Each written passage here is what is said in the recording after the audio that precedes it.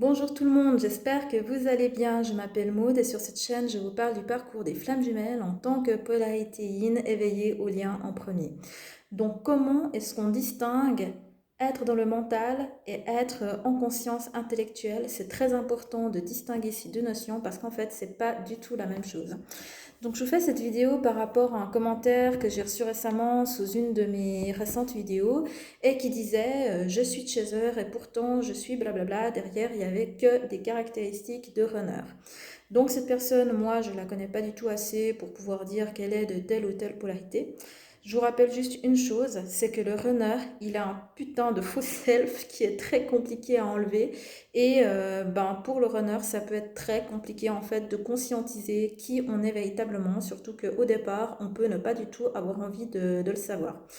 Donc quand même, dans ce genre de cas, quand on n'a que des caractéristiques de runner et qu'on pense être chaser, ça peut ne pas être inutile de réécouter les caractéristiques du runner en étant ouvert à l'idée est-ce qu'au fond, est-ce que je ne pourrais pas être runner d'après les mécanismes cognitivo-comportementaux qui sont décrits. Je vous rappelle aussi que la façon dont le runner se vit et se décrit, la façon dont le runner il se voit lui-même, c'est pas du tout la même chose que les descriptions des runners telles qu'elles ont été faites par des chaînes qui sont alimentées par des profils de chasers. Donc c'est pour ça que ça peut être intéressant d'entendre des vidéos de runners qui se décrivent eux-mêmes pour voir si là on peut se reconnaître. Parce que je vous assure, en tant que runner, quand on écoute une description de runner qui a été faite par un chaser, dans 95% des cas, on s'y reconnaît pas du tout. Je vous rappelle aussi que j'ai toute une playlist que j'ai faite sur les caractéristiques du runner, playlist que vous pouvez donc trouver dans l'onglet playlist sur ma chaîne et qui peut toujours être intéressante à découvrir ou redécouvrir pour réussir à mieux déterminer sa polarité. Je vous rappelle aussi que de nos jours, statistiquement, c'est le plus souvent le runner qui s'éveille en premier et que par conséquent, pour toutes les personnes qui ont pris conscience récemment qu'elles étaient dans des parcours de flammes jumelles, normalement, il devrait y avoir plus de runners que de chasers. Bon, il y a encore parfois des chasers qui s'éveillent de nos jours, mais statistiquement, maintenant, ils sont devenus moins nombreux que les runners. Et donc, comme je le disais, pour en revenir au sujet de cette vidéo, de nos jours, il y a beaucoup de gens qui se trompent de polarité parce qu'elles confondent qu'est-ce que c'est être dans le mental et qu'est-ce que c'est être dans la conscience intellectuelle. Or, en réalité, c'est pas du tout la même chose.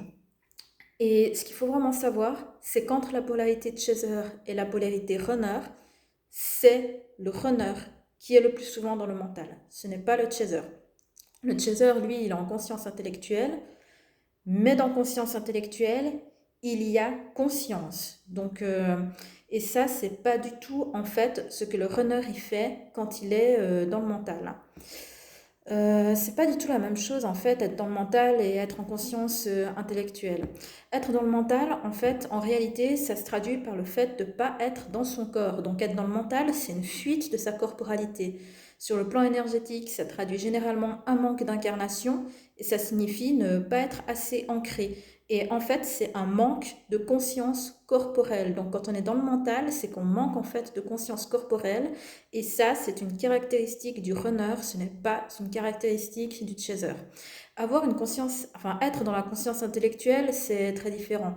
La conscience intellectuelle, c'est la capacité, par exemple, de synthétiser ses pensées pour ensuite traduire quelque chose dans la matière en action. Par exemple, ça va être la conscience intellectuelle, la capacité à rassembler des informations et à synthétiser des idées pour organiser un voyage ou pour organiser un projet. La conscience intellectuelle, c'est aussi celle qu'on utilise le matin quand on se lève et que mentalement, on structure sa journée pour essayer de savoir où on va être, à quelle heure et quelles tâches on va faire aujourd'hui.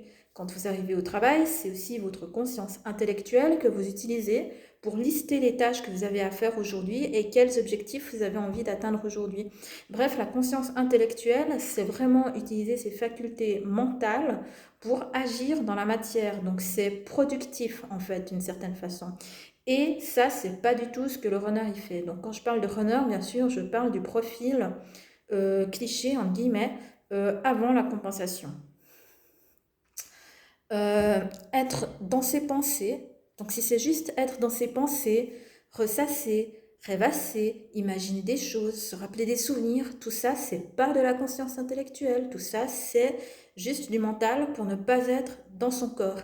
Et si en plus on ressasse pour repenser à des trucs qui nous font du mal, par exemple la façon dont notre ex nous a blessés, ou le dernier message triste ou agressif qu'on a reçu, etc., et qu'on y repense et qu'on se fait du mal, là, c'est pas seulement fuir sa corporalité, c'est qu'en plus, il y a l'enfant intérieur qui s'y met pour activer la conscience émotionnelle et faire un peu ce qu'on appelle de l'autosabotage. Et ça aussi, c'est un truc de runner. Donc, je dirais que si avant la compensation, une personne qui était majoritairement dans le mental sans forcément produire quelque chose de productif derrière, ça, c'est pas de la conscience intellectuelle. Et donc, je dirais que les probabilités d'être runner sont plus élevées que la probabilité d'être chaser. Donc, c'est très important en fait de ne pas confondre être dans le mental et être en conscience intellectuelle parce que c'est pas du tout pareil et que ça peut amener des gens à se tromper de polarité si elles ne réussissent pas à distinguer ces deux notions. Donc voilà, j'espère que cette vidéo vous aura plu. N'hésitez pas à me laisser des commentaires, des pouces et à partager cette vidéo s'il vous a aidé. Et je vous dis à bientôt dans une prochaine vidéo. Ciao ciao, portez-vous bien.